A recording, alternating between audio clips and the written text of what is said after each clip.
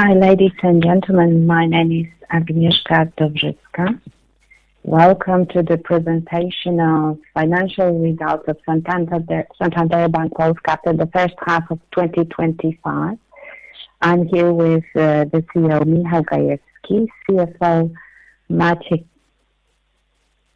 Reluga, and Wojciech Skalski, Financial Controller. Before we start, let me remind you that throughout the course of this conference, you can send out questions using the link online, or you can send them directly to my email box. The presentation is available on the website of Investor Relations at Santander Bank Polska. Thank you, Agnieszka. Ladies and gentlemen, welcome to the presentation. To begin, I'll address two transactions from the last quarter. I'll start with the largest one, announced on the 5th of May, the planned sale of a controlling stake in SBP to the Erste Group. Of course, this is subject to regulatory approval. It will most likely be completed around the end of the year. This is one of the largest transactions in the history of the Polish banking sector. We see it as a great advantage for customers. When this transaction is closed, we will become part of one of the largest groups in Central and Eastern Europe. Erste Group has a deep understanding of our region's realities, and like ourselves, they focus on building long-term relationships and delivering the best customer experience. At the same time, they invest in innovation, digitalization, and mobile services. A major advantage of this change will be enhanced international cooperation and the ability to support our customers in newly and highly promising markets. We will offer new opportunities while continuing to ensure the best possible experience for our customers across all business lines. I want to emphasize that the shareholder change process does not affect our current business operations, as reflected in our results. We continue to follow our strategy, operate under the same principles, the same team, and the same mission to help customers prosper. Regarding the name and logo change, it's too early to discuss this. But you know we have experience in managing such projects, and when the time is right, we will inform you. We will carry out this process efficiently, respecting the needs of our customers and our employees. The second transaction, announced on the 16th of June, is the sale of 60% of SCB shares to the Santander Group. All details were provided in the public current report, and this transaction affects the presentation of our financial results for the first half of the year. SCB is presented as discontinued operations. For the purpose of this conference, I will focus the management report and financial statement includes figures for both continued and discontinued operations. However, for the purpose of this conference, I will focus primarily on the figures for continued operations, that is excluding SCB. Moving on to the results. In the first half of the year, we generated 4.12 billion in gross profit. Our tax and regulatory charges amounted to 1.8 billion. The group's net profit for the half year was 3.074 billion, with the second quarter alone that was almost 1.4 billion. In the report, you see discontinued operations, and it shows the loss of 378 million, and this includes SCB's results and the deferred income tax related to the sale of Santander Consumer Bank. Including this change, the net profit was 2,752 billion, and in quarter two alone, that's 1,018 million. Let's move on to slide 7 with general operational data, where we remind you that we serve over 6 million customers. The number of digital customers continues to grow. We now have 3.9 million, the vast majority of whom, that is 3.2 million, use our mobile app. The number of digital customers has increased by over 6% year on year, and the mobile app users by more than 10%. At the end of the first half of the year, customer deposits totaled 221 billion, and the gross loan portfolio stood at 163 billion. Total assets amounted to 315 billion. Now, slide 8 with key financial results. I'm again reminding you that today's conference covers financial results as presented in the financial statement, that is excluding discontinued operation. So again, slide 8. The group's net profit from continued operations in the first half of the year was 3.1 billion. In the second quarter alone, it was nearly 1.4 billion. Excluding discontinued operations, net profit for the first half of the year was 2,752 million, and in Q2 that was 1,018 million. Net interest income reached 6.35 billion, up 7% year on year. In Q2 alone, that was 3.4 billion. Compared to the previous quarter, net interest income remained at a similar level. Net fee and commission income amounted to 1.47 billion, an increase of 6% year on year. In Q2 alone, this figure was 744 million. Total income reached 8 billion, up 8% year on year. In Q2 alone, it exceeded 4 billion, a 2% increase quarter on quarter. We enjoy strong capital position. Return on equity for continued operations was 21.9%. The group maintains excellent liquidity with a consolidated LCR of nearly 200% at the end of June. On slides 10 to 12, we show you new offerings introduced for our customers, where we go across our business segments. So let's move straight to slide 13 about selected business data. We'll start with retail banking. We manage 4.8 million personal accounts in PLN.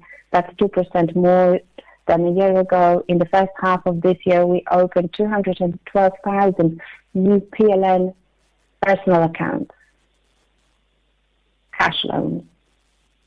We issued 6 billion zlotys in cash loans in the first half of the year. That is 9% more than a year ago. In Q2 alone, we issued 3.1 billion zlotys. This marks a record-breaking quarter for cash loan sales, which we're very pleased about. The value of newly granted mortgages was 4 billion zlotys. In the second quarter, it was 2.4 billion, and that's less than last year. But let me remind you that we're comparing against a very high base due to the Safe Mortgage 2% program. However, on a quarterly basis, as we're showing on slide 25 in the attachment, we're seeing a rebound in the market, and this is the best quarter for mortgages in the past 4 quarters. Similarly to last year, 97% of new mortgages sales were granted at an adjustable fixed interest rate. The share of fixed rate in the total portfolio reached 45.9%, and in March of this year that level was at 44.2%. Now, net sales of investment funds totaled 1.4 billion. Retail assets under management of TFE reached approximately 26 billion zlotys. Our share in the market is over 10%. Let's move on to the SME segment. In the first half of the year, we opened 36,000 new business accounts. In Q2 alone, we opened 16,000. The value of loans granted to SMEs in the first half of the year was 2.7 billion. Leasing, very good performance. Sales reached 2.4 billion. That's up 18% year on year. Business and corporate banking, sales of new credit limits rose by 11% year on year. Credit volumes increased by 9%, while FX volumes by 12%.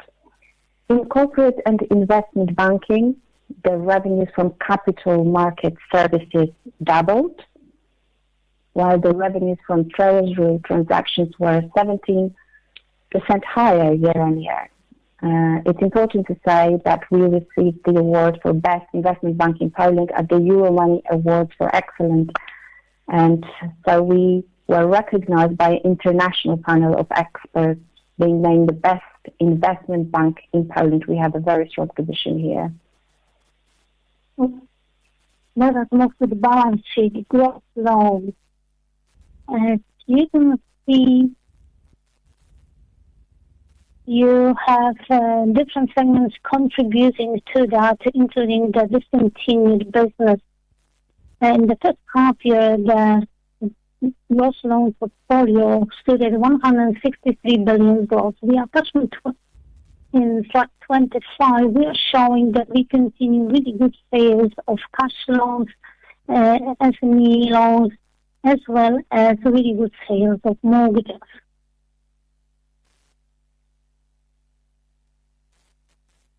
Slide number 16, customer funds. I've already mentioned the deposits of 221 billion zlotys.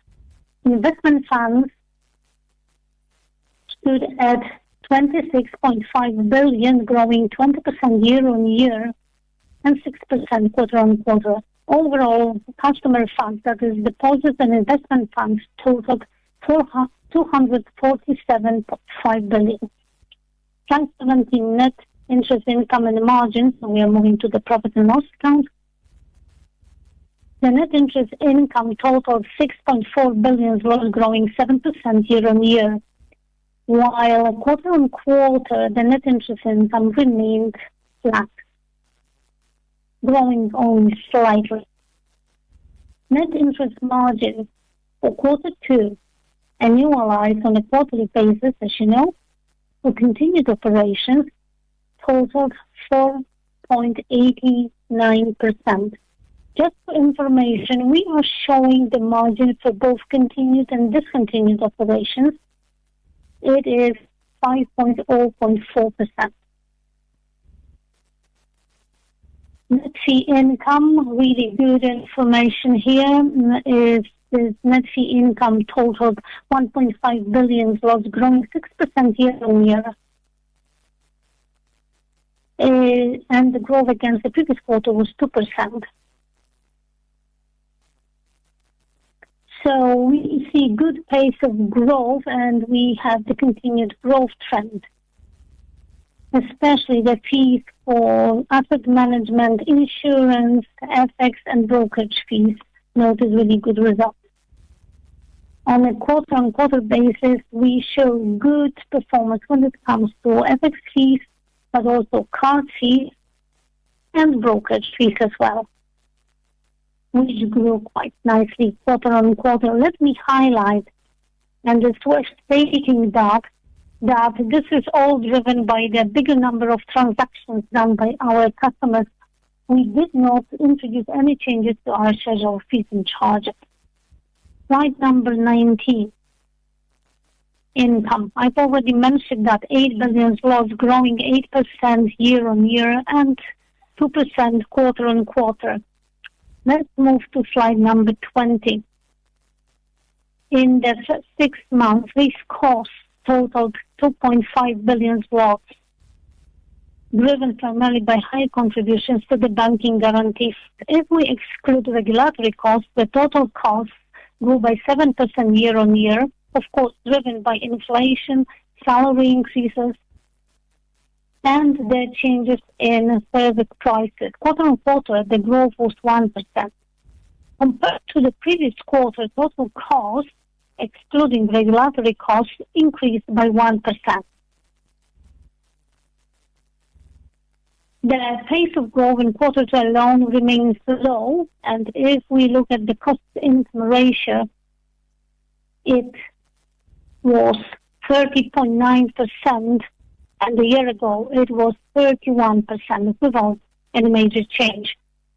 Slide 21, loan loss provisions. The net balance of provisions for expected credit losses at the consolidated level, excluding Santander Consumer, was 243 million. A year ago, that was 448 million. This decline is the effect of the high base that we are comparing to.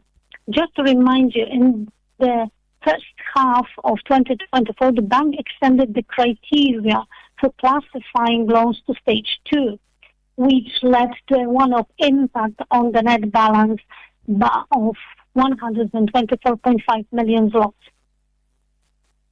We have a good effect of continuing good quality of our loan portfolios.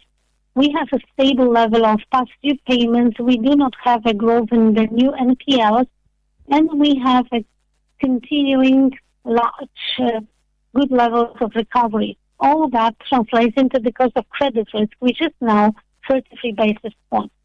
The key risk indicators remain at sound levels.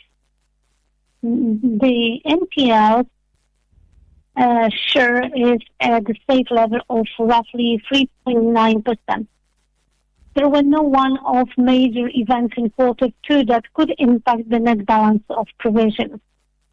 We reviewed the parameters as we do on a regular basis in line with IFRS 9, and these are the parameters that we use for calculating provisions. As you can see on the next slide, we sold non-performing portfolios worth 301 million zlotys, and that gave us the gross profit of 60 million zlotys. The banking tax and regulatory costs, I've already mentioned them. Out of the gross profit that we earned in the amount of 1.9 billion, the regulatory and taxable levies stood at 700 million zlotys. And in the first 6 months, the gross profit was 4.1 billion, while the levies totaled 1.8 billion zlotys. Now the summary on slide 23. Our performance after the first 6 months was sound, and we are showing the net profit of 2.7 billion zlotys. We also show the impact of excluding SCB from our group, and this loss on discontinued operations totaled 327 million. This results, first of all, from the way we recognize the deferred tax assets of 400 million zlotys, and this is the effect of selling Santander Consumer Bank shares. All the details were presented in the investor presentation that was published along with the current report in June, once we announced the transaction. Coming back to summarizing the 6 months, I'm happy with the data which confirm the increased activity levels of our customers. This is reflected by the growing number of digital payments, remote payments, big payments. The number of accounts we have is growing. We have 7.5 million accounts, including 4.8 million personal accounts. We are really happy with our net fees, and that's been growing quarter on quarter. Also, our net interest income improved. It's higher by 7% than a year ago. This reflects the activity levels and good condition of our clients. This also reflected of the sound quality of our loan book and low level of provisions. When it comes to our business operations, we already mentioned the dynamics, and that all fits into the good trends. And we can see that it is going to continue in the quarters to come. And now let's move to the questions and answers session. Maciej, if you could, please.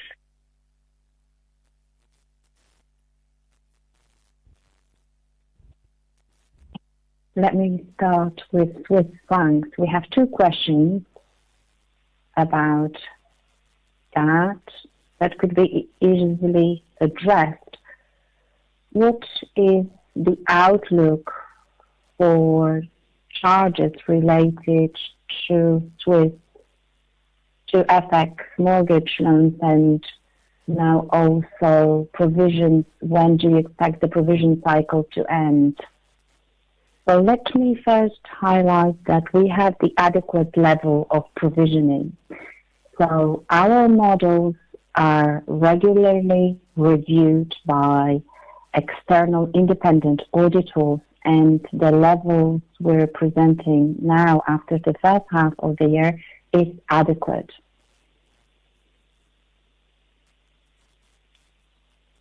It is aligned with all the regulations and our internal models. Let me remind you the coverage ratio for our portfolio is 148%. Now, the outlook,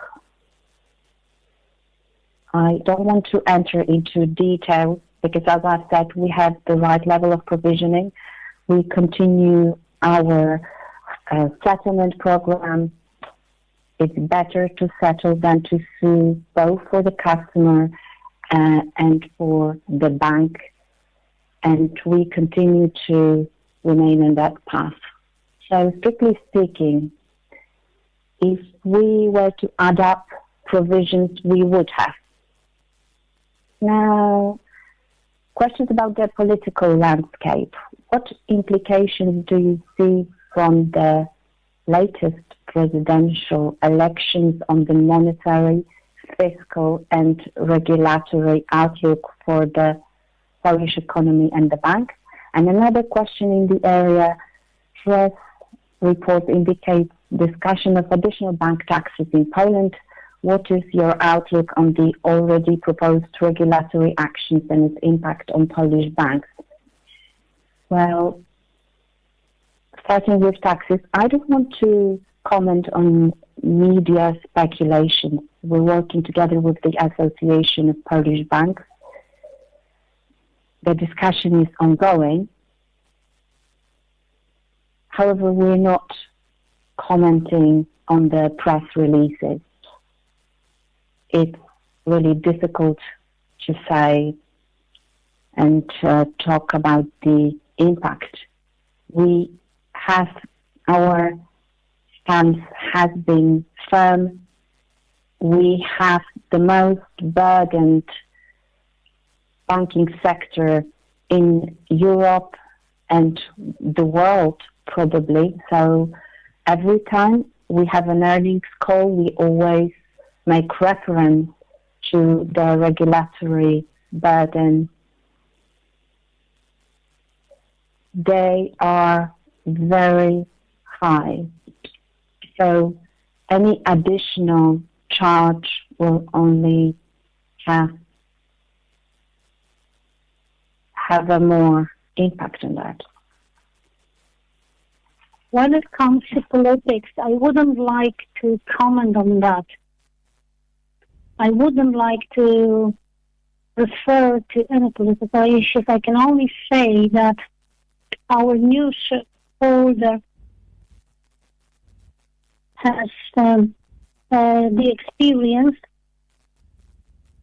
They've experienced some political turmoil, but what is most important for us is economy, and our forecasts are really optimistic going forward. And we will come back to that in a minute, to the growth. But there is one more question, maybe Wojtek, you could answer, with regard to the consolidation of Santander Consumer Bank. What effects can we expect? Anything special in the second half of the year when it comes to Santander Consumer Bank deconsolidation? We actually commented on that quite a lot in our current report, as our CEO mentioned. I don't know what was the question driving it, asking about special effects, but referring to the information we published on the 16th of June, just to remind you, we still have to recognize income on that transactions if all conditions precedent are met, and that's 3.1 billion zlotys. And as a consequence, the rest of the deferred tax assets will have to be recognized, and that's in the order of 180 million zlotys. And that's consistent in what we put into the appendix to the current report of the 16th of June. There are more questions about volumes. And in reference to our earnings calls quarter before, when we were talking about the outlook for growth in corporate loans in the upcoming quarters, what will be the supportive factors and what are the specific sectors? Well, the first quarter was when we had this growth at a smaller level, but starting from quarter 3, 2024, we cannot complain about the growth. Of course, second quarter was a bit untypical, and compared to year-on-year, and you had that on slide 15 for continued and discontinued operations, and you have some details there that confirm that both in SME, investment, corporate banking, the growth are going to be continued in quarter 3, and our CEO has mentioned that before. I would say the growth are in all segments of the bank, and they're also seen across the sector. The demand that's been building for corporate lending, I don't know whether we could pick any specific sector because it happens across different sectors.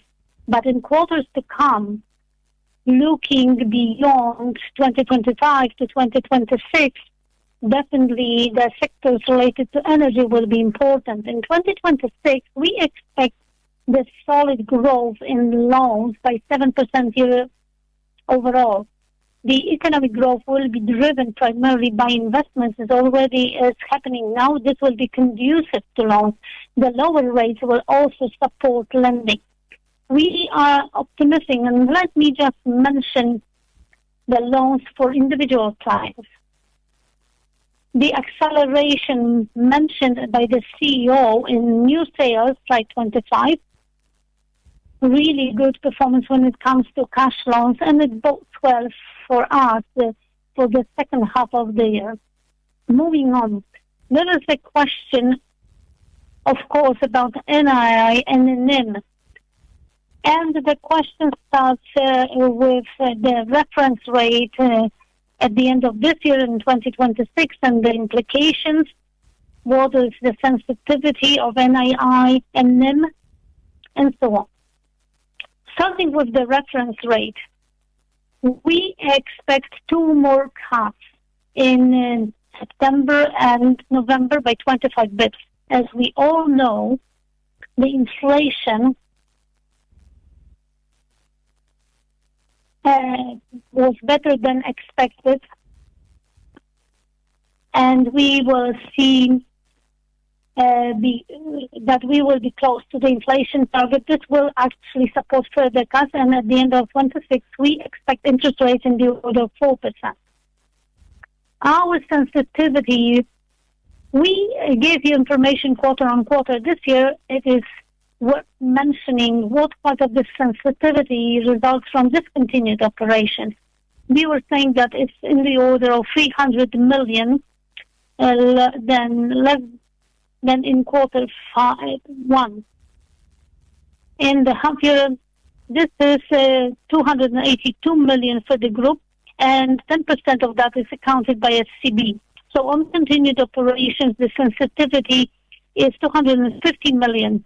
And I'm talking about the sensitivity to a cut of hair or to the by 100 bps. And that's the effect for 12 months, assuming the fixed balance sheet. And this sensitivity was reduced in previous quarter. Every quarter I provide you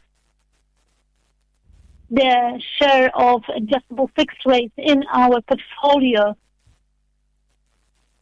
And what I have in mind are those sanctioned at the fixed rate and those hedged by swaps. And that's more than 53%. And that's more than 50% at the half year. And that's really it.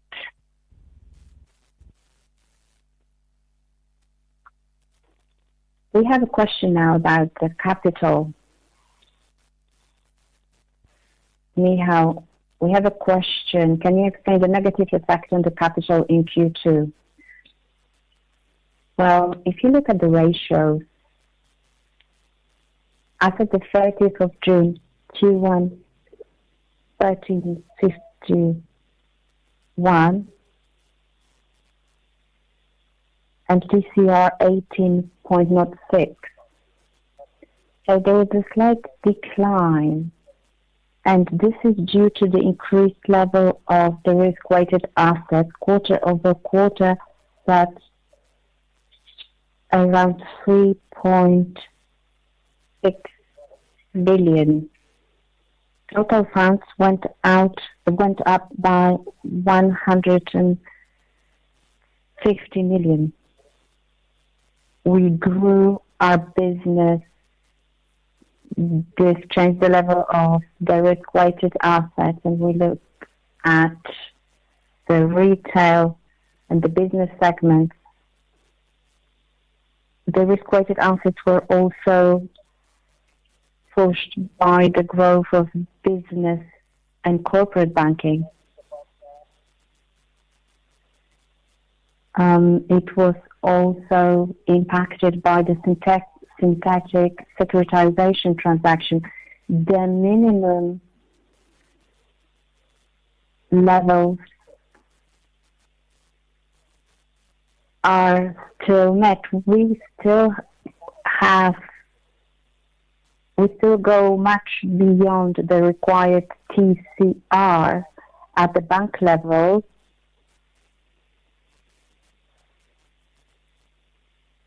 That's 10.3 billion above, so we're totally secure. And the decline was down to the increased level of the risk-weighted assets, and that was related to our ongoing business across customer segments. Talking about the capital,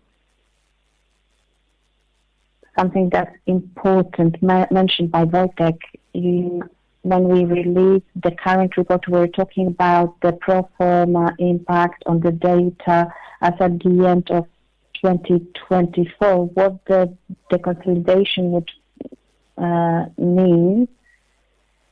We were talking 137 on consolidated data. We're showing you on slide 8 what it would look like as at the end of the year, and we're showing you the difference. Now, the last question that we received, does the bank plan a provision on unauthorized transactions of customers as seen yesterday in Lenin's case, and also provisions for the free loan sanction. Well, you should read the note to the financial statement where we discuss the risk. We have about 25 lawsuits where the bank is defendant relating to the free loan sanction. We're monitoring this at the level of the entire market. We're also looking at the situation in our banks. The verdict so far has been favorable to us, so we haven't made any portfolio provisions in that respect, but we look into each individual case. The bank has 2 million worth of provisions for individual cases, and for us this is adequate for this type of risk.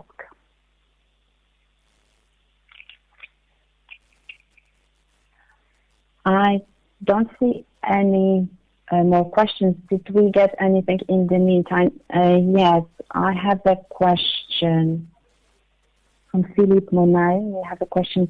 Can we comment the trend underlying loss provisions excluding discontinued operations?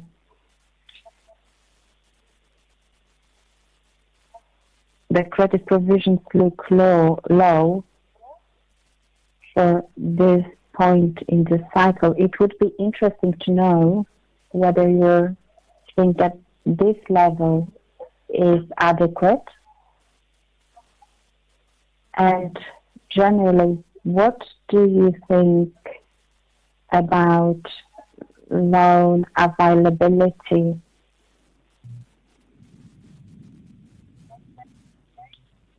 and the default rate in the portfolio? Do you see any negative changes when it comes to the outlook for the credit portfolio? So this was my simultaneous translation of that question. Well, I will take that. We're very happy with the good quality of the credit portfolio. We have our customers enjoy an excellent standing. They do very well with the economic landscape at the moment, and they prove resilient to the development. We see improving financial performance, improving flows of our customers. We continue to review and update our models. Our models are regularly reviewed by our auditors, and those models are also resilient, and they've proved adequate in classifying customers. Our assumptions are positive when it comes to economic development.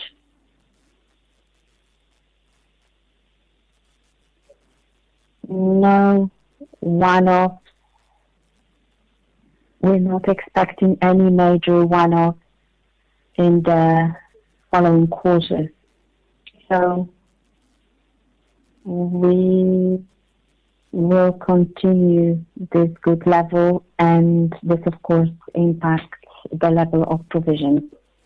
We have one more question. 53% of portfolio is hedged. What is the timing of that hedging? And we're talking about interest rate hedging. About 2 and 3 years. That's all the questions we've received.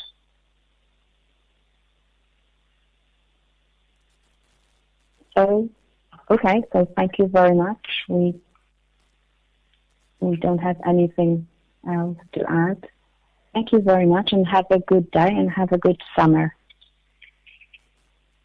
Goodbye.